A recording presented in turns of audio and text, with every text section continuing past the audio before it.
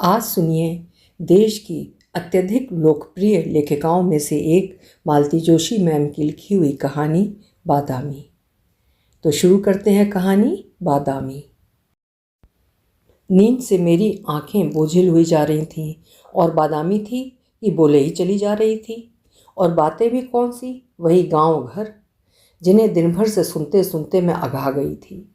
दादी के किस्से, माँ की बीमारी, भाइयों की शरारतें, सहेलियों की मौज मस्ती, नीम पर पड़े झूले, खट्टी मीठी अमियाँ, तालाब की डुबकियाँ और भी न जाने क्या क्या। वो अनवरत बोल रही थी और मुझे हुंकारा देना भी मुहाल हो रहा था। सुबह 4 बजे की जागी हुई थी मैं। शामली बड़े इत्मीनान से अलार्म घड़ी पापा के सिरहाने रख गई थी। कल सुबह मुझे जगा कर वो दोबारा सो गए थे। बच्चों के जाने के समय ही उठे थे। उतनी सुबह उठकर मैंने पूरियाँ उतारी, सब्जी बनाई, हलवा सेका था, फिर नहाने के लिए पानी चढ़ाकर चाय बनाई थी। तब जाकर जाने वालों को जगाया था। अब बच्चे भी बच्चों वाले हो गए हैं, पर मेरी भूमिका अब भी वही है। दक्षिण भारत की यात्रा का प्रोग्राम बनाया था जमाई बाबू ने। कहा तो हमसे भी था, पर इनका बीपी, मेरी डायबिटीज़, इनका आर्थराइटिस, मेरा अस्थमा, सबको साथ लेकर कहाँ जाते। फिर शामली ने लिखा, ना हो तो आप भैया भाभी के साथ यहीं आ जाएं, आपको चेंज हो जाएगा, हमारा घर भी सूना नहीं रहेगा। फिर यही तय रहा। शामली का बस चलता तो बादामी को भी साथ ले जाती। बच्चों को 1 घंटा भी संभालना पड़ जाए तो उसे रोना आ जाता है। पर बहू वरुण की आया को साथ ले आई थी। उसने तीनों बच्चों की जिम्मेदारी सहर्ष स्वीकार कर ली थी। इसलिए बादामी को फिर मेरी सेवा में छोड़ा गया। सेवा की मुझे सचमुच ज़रूरत थी। वे लोग तो सुबह 8 बजे ही निकल गए थे, पर पूरा घर समेटने में मुझे दिन भर लग गया। सब यहाँ से वहाँ तक बिखरा पड़ा था।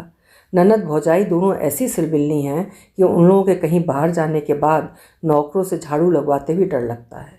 ड्रेसिंग टेबल पर गदर मचा हुआ था। ड्रॉर्स खुले पड़े थे। बिस्तर पर कोई दर्जन भर टॉप्स और मालाएँ थीं। असली और नकली पहचानना मुश्किल था। गीले नैपकिन्स, मुचड़े हुए रुमाल, उतारे हुए मोजे और बच्चों की चड्डियों से फर्श अटा पड़ा था।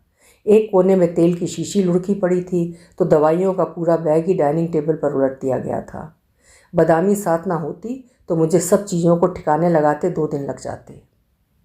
बस उस लड़की में एक ही खराबी है, बोलती बहुत है। पूरी टेप रिकॉर्डर है। मुझसे पूछ रही थी कि साहब लोग कहाँ गए हैं, वहाँ ऐसा क्या है, 15 दिन लग जाएंगे। मैं उससे ज़्यादा तो क्या बताती, बस दक्षिण के मंदिरों का बखान कर दिया। पर वो तिरुपति बालाजी या रामेश्वरम, मीनाक्षी या कन्याकुमारी की महत्ता से जरा भी प्रभावित या अचंभित नहीं हुई। उत्तर में उसने अपने गांव के सोनमुखी महादेव, तालाब वाले महावीर जी और टिरिया वाली माता का वर्णन सुनाया। उनके पुजारियों के चमत्कारों की गाथाएं सुनाई। शिवरात्रि और नवरात्रि के विशाल मेलों का बखान किया। गांव की रामलीला का भी साभिनय पाठ सुनाया। विषयांतर के लिए एकाध प्रश्न मैंने उसके घर परिवार के बारे में भी पूछ लिया। बस उसकी यादों का तो जैसे पिटारा ही खुल गया। लगा जैसे उसे अरसे बाद इतना संवेदनशील श्रोता मिला हो। यह निश्चित था कि शामली उसकी बकवास नहीं झेल पाती होगी। शाम तक मैं शरीर और मन दोनों से थककर चूर हो गई थी। जल्दी खा पी कर सोने का मन था कि पड़ोस के शर्मा दंपत्ति आ गए। शामली शायद उन्हें जता कर गई होगी, इसलिए हमारा अकेलापन बांटने आ गए थे। नींद से निढाल होकर जब मैंने उनके सामने उबासियाँ भरनी शुरू की, तब जाकर वे उठे। उन लोगों के जाने के बाद ये जब कमरे में आए तो ज़मीन पर लगा एक बिस्तर देखकर बिदक गए। यहाँ कौन सोएगा? बादामी, अब इतने बड़े घर में उसे अकेले कहाँ सुलाऊं? तो रखने की क्या ज़रूरत थी, घर भेज देती। कमाल करते हैं आप भी। उसका घर यहाँ कहाँ है? यहाँ तो उसका मामा है, कल सुबह आएगा तो भेज दूँगी। तो मैं बाहर हॉल में सोता हूँ, मुझे टीवी भी देखना है, इन्होंने कहा और चौकीदार से कहकर अपना बिस्तर बाहर लगवा लिया। मुझे बहुत बुरा लगा। भला वो इनका क्या ले रही थी, अब सोते हैं तो बाहर सोते रहें। मैं बिस्तर पर लेट गई। इतनी देर टीवी से चिपकी बैठी बादामी भी भीतर आ गई। मुझे लगा था वो भी दिन भर की थकी हुई है, बिस्तर से पीठ लगते ही सो जाएगी, पर वो तो फिर से शुरू हो गई थी और मुझे हुंकारा देना भी मुहाल हो रहा था। वैसे उसे मेरे हुंकारे की ज़रूरत भी नहीं थी। कोई आधा घंटा बीता होगा कि बाहर से इनकी आवाज़ आई। ज़रा घड़ी देखो और सोने की कोशिश करो। तुम्हें तो ऐसा बतरस चढ़ता है कि सामने खंभा भी हो तो शुरू हो जाती हो। मुझे इतना ताव आया कि बस। शादी को 35 साल हो चले हैं, पर अब तक इन्हें मेरी आवाज़ पहचान में नहीं आती। उसी गुस्से में मैंने बदामी को डपटा, देवी अब कचर कचर बंद कर और सो जा, बड़े साहब जी नाराज़ हो रहे हैं। यह बात मैंने जानबूझकर जोर से कही थी ताकि बड़े साहब जी भी जान लें कि बतरस किसे चढ़ा है। बदामी तो एक डांट खाकर ही चुप हो गई। थोड़ी देर में उसकी नाक भी बजने लगी, पर मेरी नींद एकदम गायब हो गई। नींद से बोझिल पलकें एकदम सपाट खुली रह गईं और उनमें बदामी के गांव के चित्र तैरने लगे। शामली के यहाँ आए उसे 2 साल हो चले हैं, पर अब तक एक एक बात उसे याद है। लगता है जैसे उसका शरीर भर यहाँ है, मन अभी भी वहीं अपने गांव में बसा हुआ है। धरती की सोंधी गंध अब भी उसके प्राणों में समाई हुई है। भला ये कोई उम्र है घर परिवार से दूर रहने की, माँ बाप से बिछुड़ने की? बादामी तो लड़की है, उसे तो एक दिन परदेश जाना ही है, पर तब तक तो अपनों के पास रहे। माँ बाप की भला ऐसी भी क्या मजबूरी है कि कलेजे के टुकड़े को इतनी दूर जाकर पटक दिया? इसे छोड़कर कैसे रह पाते होंगे वो लोग? उनके गले से कौर भी उतरता होगा। खासकर उसकी माँ, क्या एक रात भी ठीक से सो पाई होगी? मुझे वो प्रसंग याद हुआ आया जब सुधांशु पहली बार कैंप पर गया था। पहली 3 रातों से ही मेरी नींद उड़ गई थी। ढेर सी चिंताएं, कैसे रहेगा, कैसे सोएगा, कैसे जागेगा, रात में उठना पड़ा तो किसे जगाएगा, खुले में कैसे नहाएगा, खाने में मिर्च तेज हुई तो क्या करेगा, इतना सारा सामान अकेले कैसे ढोएगा, कैसे संभालेगा। हिदायत दे देकर मैंने उसका बुरा हाल कर दिया था। ये मेरी हालत भांप गए थे, इसीलिए सुधांशु को विदा करने ये मुझे भी स्टेशन ले गए। सभी बच्चों के माँ बाप आए हुए थे, सबके चेहरे पर चिंता थी। इन्होंने मुझे दिखाया कि सारे बच्चे सुधांशु की उम्र के ही हैं और पहली बार इस तरह बाहर जा रहे हैं। पर पता नहीं क्यों मुझे अपना ही बच्चा सबसे ज़्यादा निरीह, मासूम और असहाय लग रहा था। माँ के दिल की कैफियत ही अलग होती है। दूसरे दिन गोपी किशन सौदा सुलभ के लिए पूछने आया तो मैंने कहा, भैया साहब लोग नहीं हैं, तब तक छोकरी को गांव भेज दो, माँ बाप से मिलाएगी। गांव में क्या रखा है माँ जी, यहीं पड़े रहने दीजिए, आपकी सेवा करती रहेगी। ना हो तो तुम अपने घर ले जाओ, भाई बहनों में मन लगा रहेगा। यहाँ बच्चे भी नहीं है, कोई खास काम भी नहीं है, लड़की बोर हो जाती है। बड़े बेमन से वो अपने साथ ले गया। बदामी में भी कोई खास उत्साह नहीं था। मैंने कपड़ों के लिए पूछा तो बोली, हमें कौन रात रहना है, हम तो सामई को लौट आएंगे। और सचमुच वो शाम को लौट भी आई। रात को उसने जैसे कोई रहस्य खोलने के अंदाज में कहा, अम्मा जी एक बात बताएं। बोलो। पता है मामा मामी से कह रहे हो तो बोलो कि अम्मा जी बड़ी कंजूसनी है, बिटिया की 2 रोटी भारी पड़ गई। मुझे बहुत ताव आया। बिटिया की रोटियां तो खुद उसको भारी पड़ रही थीं, तभी तो ले जाने में आनाकानी कर रहा था। दुख भी हुआ, मेरी सदाशयता व्यर्थ हो गई थी। दूसरे दिन गोपी किशन फिर अपनी ड्यूटी पर आया तो मैंने पूछा, तुम्हारी बहन का गांव यहाँ से कितनी दूर है? 20 लगते हैं एक तरफ से। मैंने फ़ौरन एक 100 का नोट उसे पकड़ाते हुए कहा, इसे वहाँ छोड़ आओ, उन लोगों को किराए के पैसे भी देते आना। साहब लोग 20 तारीख तक लौटेंगे, उससे पहले आ जाए। अब उसके पास मना करने का कोई बहाना न रहा। बदामी भी खुश थी। बड़े सलीके से उसने अपनी अटैची जमाई, वो भी शामली की ही पुरानी अटैची थी। मैंने अपनी एक पुरानी साड़ी और ब्लाउज उसकी माँ के लिए निकाल कर दिए। भाई बहनों के लिए मिठाई भी मंगवा दी। अब कहे मुझसे कोई कंजूस। रिटायरमेंट के बाद इस तरह खट से 100 का नोट निकालना आसान नहीं होता, पर मैं खुश थी कि एक पुण्य का काम कर रही हूँ। बिछड़े हुए बच्चे को माँ से मिलवा रही हूँ। अगले दिन माली बाबा स्वयं प्रेरणा से ही घर का छोटा मोटा काम करवाने आ गए। काम ऐसा था भी क्या, पर जो भी था उसमें रस नहीं आ रहा था।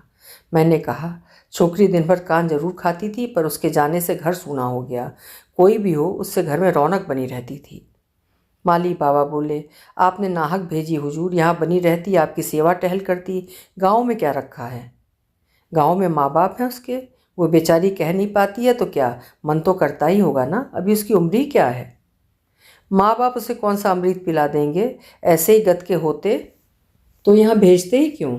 आप देखना, ऐसी लाल सुर्ख हो गई है बदामी, छुआरे सी लौटेगी। क्या बात करते हो, हम सच्ची कहते हैं हुजूर।